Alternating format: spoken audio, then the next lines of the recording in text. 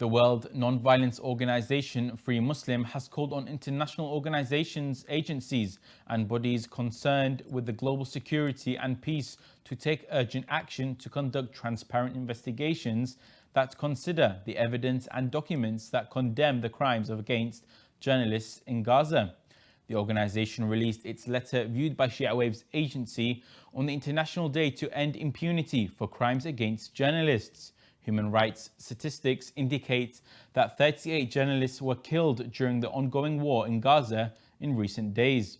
In its letter, the organization stated that the international community marks on November 2nd of each year the International Day to End Impunity for crimes against journalists, coinciding with the killing of 38 journalists in Gaza during October due to the Israeli army's disregard for the rules and laws of war, including the protection of civilians and journalists. It explained that the Israeli army did not care about any legal considerations or sanctity before carrying out indiscriminate killings that targeted dozens of journalists working in the Gaza Strip, in addition to thousands of innocent civilians who also fell victim to the continuous bombing for weeks. The Nonviolence Organization urges the importance of stopping all violence in Gaza and asks for immediate medical assistance for the wounded, food and nutrition for civilians, and ceasefire to allow for a path of dialogue. Numerous attempts by human rights organizations have been done, but unfortunately attacks, bombing and destruction continues as people lose family members, journalists are targeted on the streets, and hospitals have also become part of the battleground instead of a safe haven for the wounded and medical staff.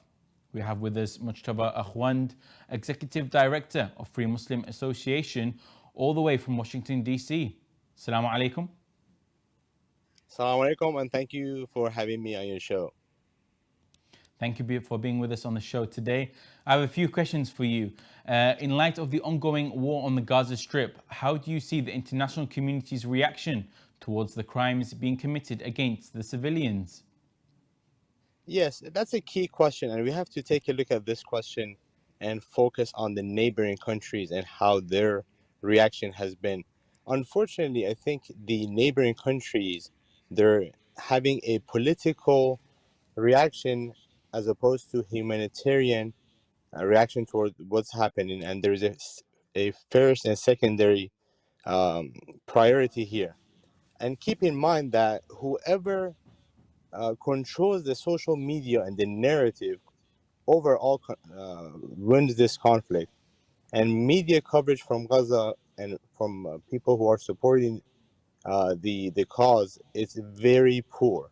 And unfortunately, the countries are just waiting around to, they may say things and they may voice things, but they're waiting around to see how the conflict goes through in order to pick sides and choose how they're going to ensure their gain in this chaos.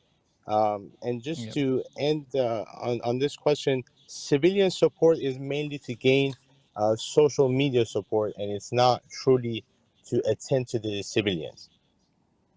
Okay, thank you. And in your own opinion, why is the Israeli army targeting journalists who are reporting the deplorable situation in the Gaza Strip?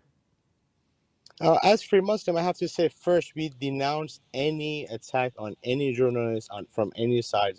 That's generally said. But what we have seen on the ground is the journalists are the the ones that share the raw footage of what happens on the ground. And any country that is involved, they would like to control this narrative, the social media narrative, and what footage comes out.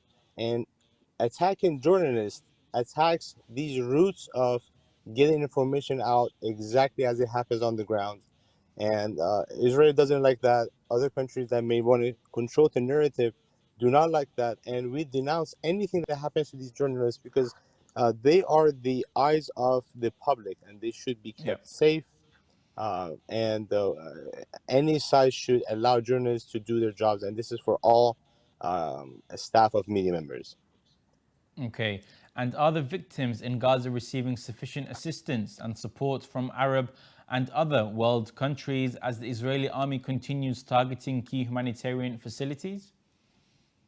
Yeah, and I want to, and this is another great question. I want to split that into two folds. One is humanitarian aid in forms of food and perhaps medical assistance. Those are happening here and there. Majority of people are not receiving the food because by the time it gets to the actual civilians who have lost their Yeah. houses and gone to refugee camps and elsewhere, or try to find shelter in places that they're not even sure if it's going to be bombed next. Because now, as we have seen, schools are not safe, hospitals are not safe, libraries are not safe, regular buildings are not safe, apartments are not safe. So people are confused and in shock. So one fold of it is the humanitarian food and medical assistance that somewhat is being done. The second fold of it, which in my opinion is very important, is these people are in mental shock of what is happening. So a proper shelter is needed. Some sort of support group is needed for them to find someone to live with, or to kind of find some sort of a peace in order to get through these days is very important. And many of the countries are thinking of closing their borders. Many of the countries are still debating what to be done. The civilians should be taken away from, because there is no respect for civilian areas.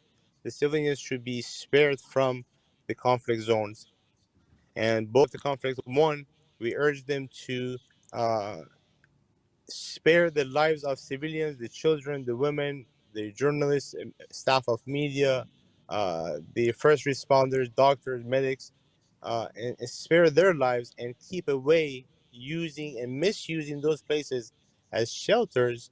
And hence we see bombings happening in those places. So people are able to find a place to find some sort of a peace when they do go through this crisis. Okay. Thank you very much for coming on Shia Waves today and discussing these important issues at the moment that is happening in Israel and Palestine. Thank you very much. Thank you so much.